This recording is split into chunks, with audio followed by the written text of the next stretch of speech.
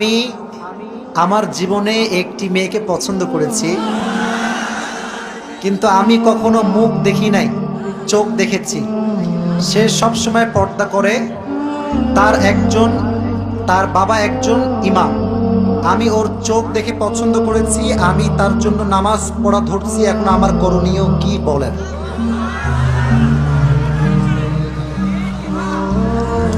আচ্ছা, তোমরা এটা কি প্রশ্ন করলা এটা? আচ্ছা শোনো, আমি উত্তর দিয়ে দিচ্ছি। আমি বলি, যেই ছেলে করেছে তাকে দেখার কোনো দরকার নাই, সে লজ্জায় মরে যাবে, কোনো দেখা দরকার নাই। সে যুবককে আমি বলছি, বাবুরে তোর বয়স খুব কম, আমি বুঝে গিয়েছি। আমি একটা কথাই স্পষ্ট বলতে চাই, রাখেন, কাউকে যদি পছন্দ হয়, আমি অলওয়েজ একটা কথাই বলি, কোনো ফাউল কথা বলার সময় নাই, ডিরেক্টলি বিয়ে হয়ে যাবে।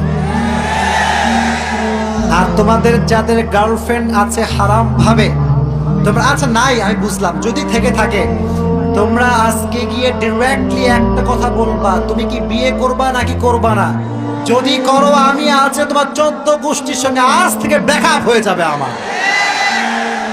এখন তুমি যে বলেছো যুবক শুধু চোখ দেখে প্রেমে পড়েছে, বড় মারাত্মক ফিতনা ভাই আমার। তোমাকে আমি এতটুকু বলতে চাই, আব্বা ইমাম হোক তো কি হয়েছে, ইমাম সাহেবকে গিয়ে বলবা যে হুজুর চিন্তা করে নাই 5 ওয়াক্ত নামাজি ছেলে। তো আব্বা যদি রাজি হয় মাশাআল্লাহ, আর যদি রাজি না হয় টেনশন নাই, এর চাইতে বেটার অপশন তোমাকে দিয়ে দিবে একজন, তিনি কে? আজকালকার যুবকরা এত বেশি পাগলা হয়ে যায় জানেন, একটা চোখ পড়লে মনে করে এর মতো সুন্দর আর কাউরেই পাওয়া যাবে না। এর চাইতে আরো সুন্দরী মেয়ে বাংলাদেশে আছে না নাই?